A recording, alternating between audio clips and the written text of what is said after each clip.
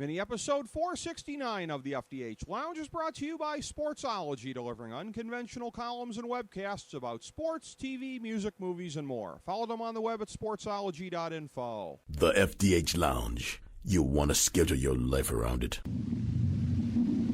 A long time ago, on a gloomy, wet Cleveland spring night, two men stand alone amidst the late-night drizzle. Their voices echo across the vacant station parking lot as they debate the merits of the great American radio show that have been missing for far too long. On that night, an idea was born. That idea became the FDH Lounge.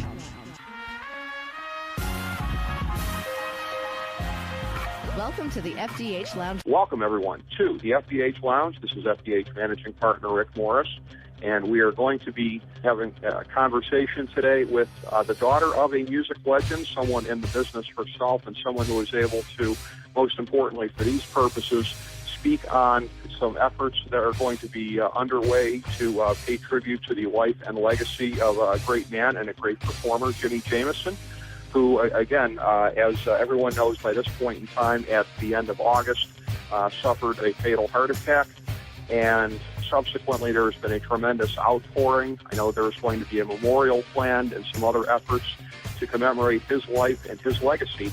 And for these purposes, we are privileged to have on the show today someone who is a musician in her own right, and who I believe was, it's probably not a great leap of faith for me to say this, inspired to get into the business by her father. And so someone who was able to speak to all aspects of his legacy personally and professionally. I speak, of course, of Amy Jameson, who we are very privileged to have on today. Amy, welcome to the program today. Again, all the best to you and your family, and at this very difficult time. Thank you so much for making time for us. Oh, thank you so much, Rick. I appreciate you having me on the show and letting me talk about a wonderful father and a great musician. I really appreciate you letting me have this chance. Well, it's our pleasure to be able to do that and to be able to kind of continue to shine a light on everything with him. We were privileged to have on Bobby Kimball just last week to talk about some of the same things here, and I know he's going to have some efforts going to commemorate Jimmy's life and legacy, but I know that you are very much deep in that at this point in time yourself. I understand that there's going to be a memorial and I guess some subsequent musical tributes to be paid. What are some of the things that are going to be going on that I know his fans are going to be very interested in? Definitely. We have a memorial planned for September the 23rd, which is a Tuesday. It's going to be at 7 p.m. at Central Church in Collierville, Tennessee. It is on the suburb of Memphis, Tennessee, but it's going to be at 7 p.m. on the 23rd of September, of this next Tuesday, actually. And then after that, we're going to have a tribute to my father, Jimmy. It's going to be October the 26th at the Hard Rock Cafe on Bill Street. There, I think the mayor is going to come out and dub it, Memphis Jimi Jamison Day, and there'll be a big presentation. As with the memorial, we're going to have some good friends of his come out. I know Mike Reno, Jim Peterick, Frankie Sullivan are going to be there at the memorial. These people the musicians will also be at the tribute to perform also. Mickey Thomas is going to be at the tribute. Now, the tribute is October the 26th. So we've got two things kind of coinciding with each other, but the memorial is what we're trying to accomplish first and get through that. And that is September 23rd. Yeah, and again, this had to come together under the circumstances relatively quickly. It's impressive that you've been able to pull both of these together in these short couple of weeks here. And it sounds like you've really gotten some excellent commitments from people thus far. Obviously, that really speaks to the level of love and respect that everyone had for your father. It does. It is amazing, the outpouring of love and friends and people who have contacted me that I've never even met, and just the outpouring of love from musicians and friends and fans. And he loved them all. He did. He loved every one of them and just had such a big heart. And obviously he did, because they're just coming out of the woodwork just to volunteer, and it brings me to my knees, just the outpouring of love from everybody. Oh, absolutely. And I personally was privileged to be able to meet him just last month when he was coming through Cleveland on this Reunited Survivor tour, and had him on via the phone lines twice previously, and was always very nice to us. And so it was a pleasure just to get to meet him and talk to him. And it strikes me that, again, this is probably a similar experience to what a lot of people go through, but I'd say different in some ways as well. And I can speak personally on this. I had more or less the same thing with a parent at more or less at about the same age, but they weren't in the public eye. So it's a thing right now of, I'm sure the outpouring from everyone is probably very comforting, but on the other hand, it probably makes it a little bit harder to get away from this from time to time, doesn't it?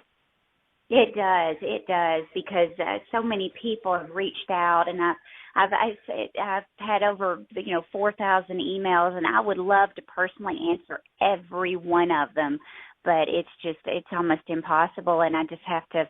It's so hard being so close. We were so close. I'm the oldest, and it's just been so hard, almost to grieve as much as I need to grieve, because there's so much to be done, and I feel like he loved his fans so much that they deserve this opportunity to say goodbye with the memorial, and I think as a family we all want to present that to his friends and fans and family, because that's what he would want. I mean, that was his life, and it is hard, though. As a family, we're very close, and we just try and get through it together the best we can, but everybody's been so supportive.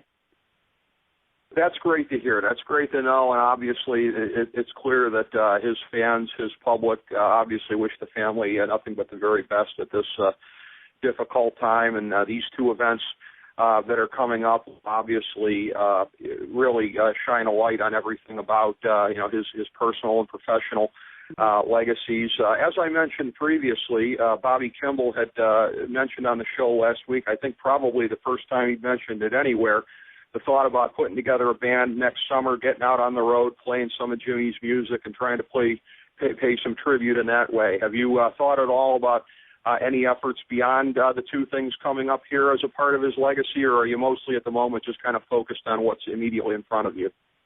Now, we've been talking. I talked with Bobby a few days ago, and we had talked about that, and that is such a wonderful idea, because there's this group of musicians that my father worked with, and they are just mega musicians and singers, and to have them go out maybe together. I mean, there was the guys in the Voices of Rock, and I mean, it's just been amazing, the ideas. And we've talked about putting a CD together of all of his songs, and if we could get everybody on board, each singer could sing a different song, and it would just be amazing. But I think a tribute tour would be wonderful.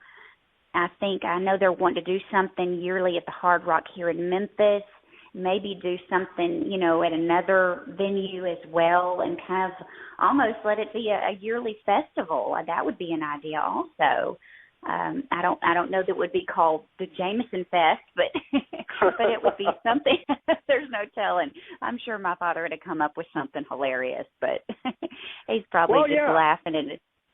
But I think it would, it would be a great homage to him, because he gave so much to so many. And St. Jude was his charity. He loved children.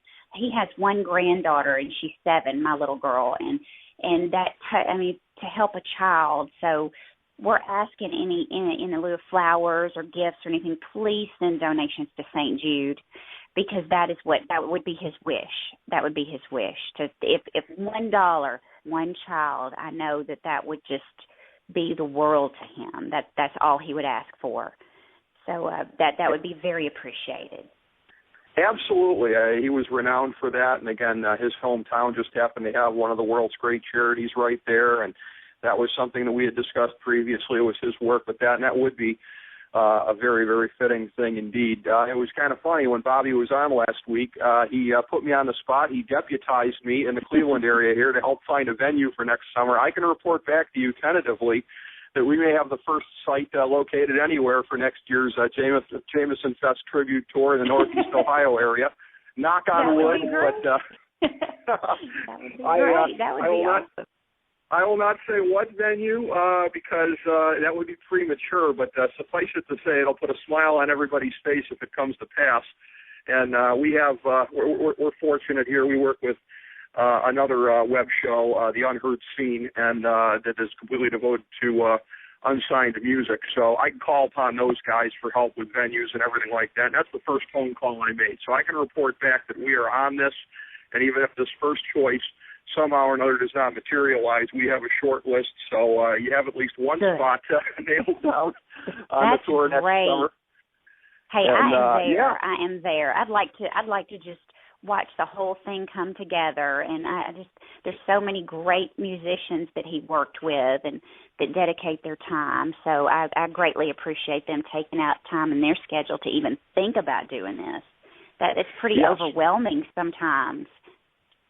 But I'm very appreciative. Under the circumstances, you know, when something very, very, very difficult like this happens, you always want to see whatever good can somehow come out of it. And again, the prospect of all of them coming together to pay tribute to your father's legacy, hopefully along the way, as you say, do some more things to raise awareness for St. Jude's, help them out in that way. It has a chance to be something really, really outstanding. And again, I think these first two efforts you've got going on are just going to be the sort of keystone of some much bigger things subsequently. And as you said, who knows? This could be an annual type thing subsequently. That would be pretty cool if that ended up being the case. But the first two events that will be beginning the process, really, of summing up and commemorating the life of Jimi Jamison, the memorial, and then the other subsequent event with the performances. Please put that out there again for the people. Let them know when and where.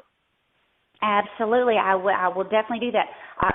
September 23rd for the memorial at 7 p.m. Central Church here in Collierville, and then October 26th for the Hard Rock Cafe on Bill Street.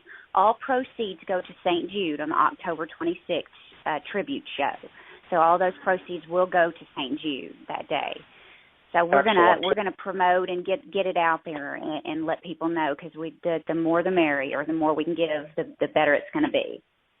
How fitting, absolutely, for that to be for St. Jude's, and again, continuing the process of the very important work that your father did in the course of his life in terms of helping them out, raising money, raising awareness for them, and I think you're absolutely right. That's the most fitting thing to do under the circumstances. And again, we at the program wish you Godspeed with that, and subsequently any other efforts. And again, as things go along, Amy, again, I'm sorry it took these circumstances for us to become acquainted, but please don't be a stranger, because we will be very supportive of anything and everything happening in the name of your father's personal and professional legacies.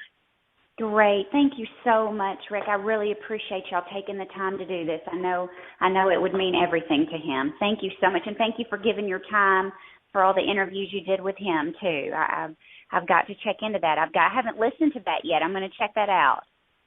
Excellent. Well, and we will be in the next couple of days actually packaging up the 3 interviews that we did with him. Also, the Bobby Kimball segment last week, which focused predominantly on your father, and this. We're going to be putting it together for sort of like a box set online. And the 5 segments then can be heard together, and I think it'll do a lot to really paint a good all-around picture of your dad's life. And, again, we are very, very appreciative of the time and energy that he gave appearing on this program, and we certainly feel it's the least that we can do in return right now is to help carry on his good work, and we're very glad to do so. But it's a true privilege to have had you on, Amy, and as I say, I look forward to maintaining correspondence over a period of time here and seeing what you guys have in store subsequently to continue to trumpet his legacy. Sounds wonderful. Thank you again so much, and I will be in touch. I will keep in touch with you guys, and to all your listeners, thank you for being such wonderful fans of his. He adored every one of you. That's why he did it. That is exactly why he did it. Thank you so much, Amy. I know it means a lot. It means a lot to all of the fans to have you speaking those words at this point in time to them. I know that definitely brings comfort to people, and I know that at a time like this, I know how helpful it is in your position to feel like you're bringing comfort to other people, because that's one of the things that you can affect, and you're certainly doing a great job of that. And as I say, God bless and Godspeed with all of the efforts here, and we'll be keeping an eye on what's going on. Sounds good, Rick. Thank you so much. Thank you, Amy. Take care. Have a great day. And again, thank you very much for having been on this mini episode of the FDH Lounge. As we bring the show to a close, we would like to extend our deepest gratitude to NBC, CBS, ABC, Fox, all Clear Channel affiliates, TNT, TBS, USA, UPN, Deadspin.com, YouTube.com, YTMND.com, MySpace.com, various blogs, Fox News, CNN, CNBC, MSNBC, IamBoard.com, Billboard.com, Google.com, ESPN, ESPN2, ESPN News, ESPN Classic, NBA TV, NFL Network, Sports Time Ohio, Athlon Magazine, Comedy Central, Cartoon Network, The Boomerang Channel, QVC, BET, The Spice Channel, Steno Notebooks, Manwich, Papermate Office Supplies, waitresses, strippers, bartenders, garbage men, janitors, microwave popcorn, the writers of The Office, Scrubs, Entourage, My Name is Earl, Oz, Metalocalypse and the Boondocks, Aquafina, and the periodic table of elements.